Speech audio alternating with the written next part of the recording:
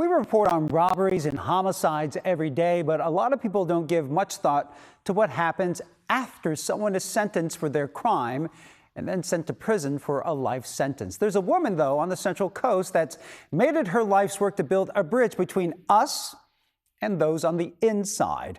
And Makovec visited her Transformative Justice Center in Monterey to find out why.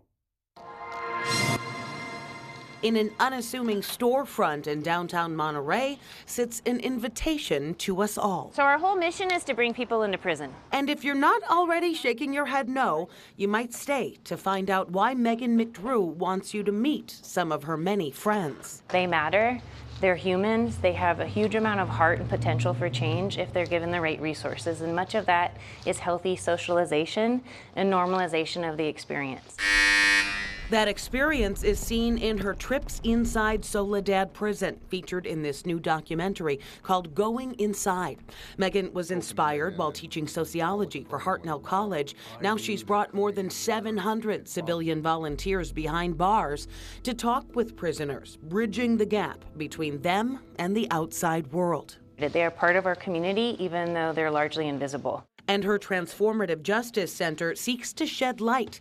When you step inside, a small mock-up prison cell brings it all home, a realistic picture of life during lockup. The prison in Soledad I was in was really exactly like this. Gregory Hamilton met Megan while serving 38 years in prison for a double murder back in 1985. And the person that I am today is so far detached from the person in that day. But he relates to the skeleton lying on the cot. But for some people, they're dead to the world. You know, their family is disconnected. They burned so many bridges that no one now wants to deal with them. But Megan does. Gregory's just made her prisoner wall of fame. To me, they're superheroes. They've done really hard work inside prison to be found suitable for release. Among them, Casey Brown, who served time for second-degree murder and now volunteers for Megan's program. He says it brought him a clearer picture of himself. Being caught up in a system that labels you as inmate, prisoner,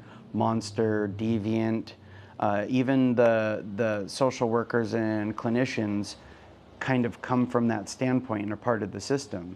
These people are not. They're completely distinct from it and don't have any of the biases that tend to come with the system. And these former prisoners say those biases could be hurting us all. Because the bottom line is, the lion's share of prisons are coming back into the society. Now, either they can come back and be the guy that left or the girl that left, or they can come back to be that person that has a changed mind. Megan is hoping to expand her program with unemployment services and a hotline for former prisoners. They have a million questions, especially if they've been in for 40 years and they don't know how to use a phone or a computer or what it's like to go on a first date. And with more shared experiences on the inside and the out, the hope is that empathy is the key to bringing us all to a better place.